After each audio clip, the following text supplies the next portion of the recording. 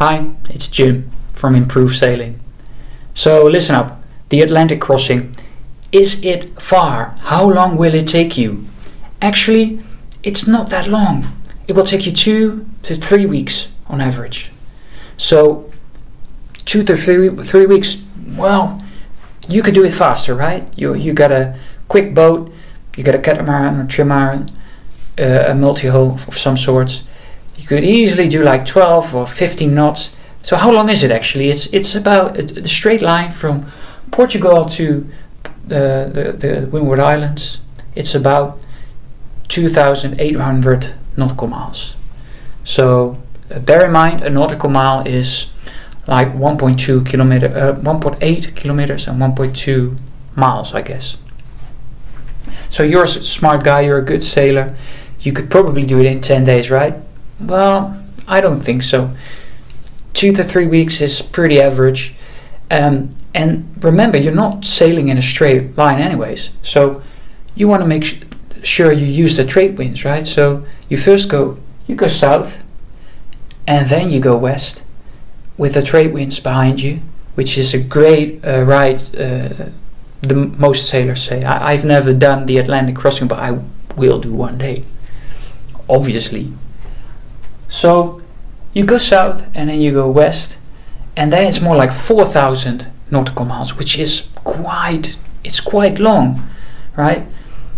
Well, the hopping from island to island or from Portugal to the Canary Islands it takes you quite long. It takes you actually around a week or so, and the distance from the Canary Islands to the Caribbean, that's like 2 weeks. It's 2,000 nautical miles, a bit more.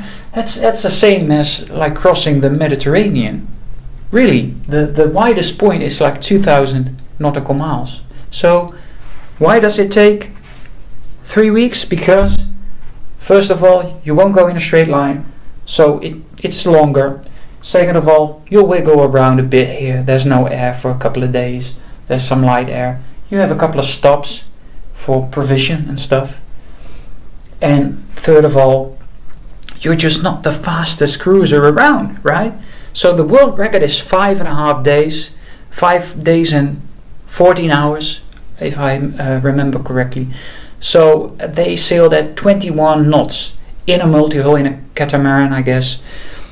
Try and beat that. If you do, please leave a comment, and I'll be very, very, very impressed.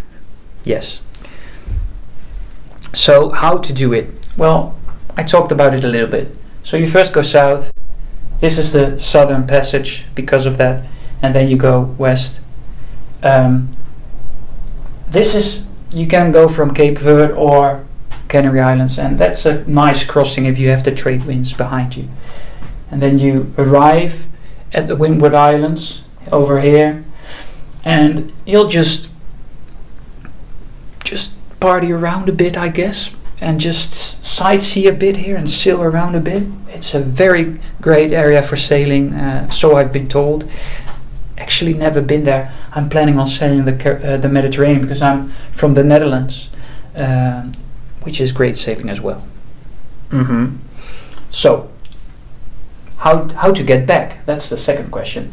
You first go up north. It's kind of the same. You go up north and then you head east, using the trade winds back.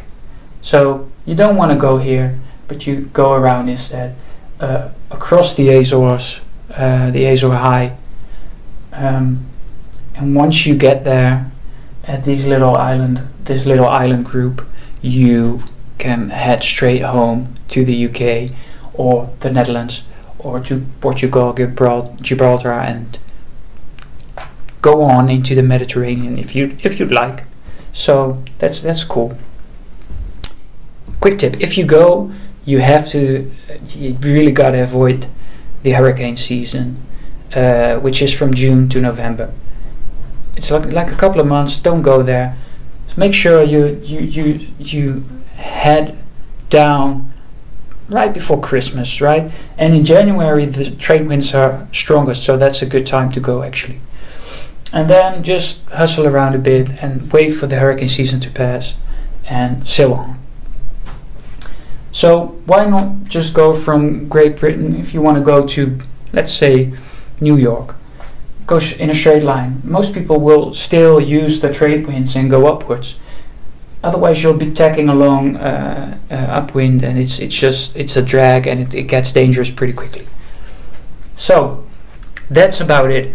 If you want to know more about crossing the Atlantic, if you want to see some maps with the trade winds on them, if you want to know the exact route and the distances from the islands to the next stop, go to improvesailing.com/Atlantic, and you'll find everything there. Safe sailing.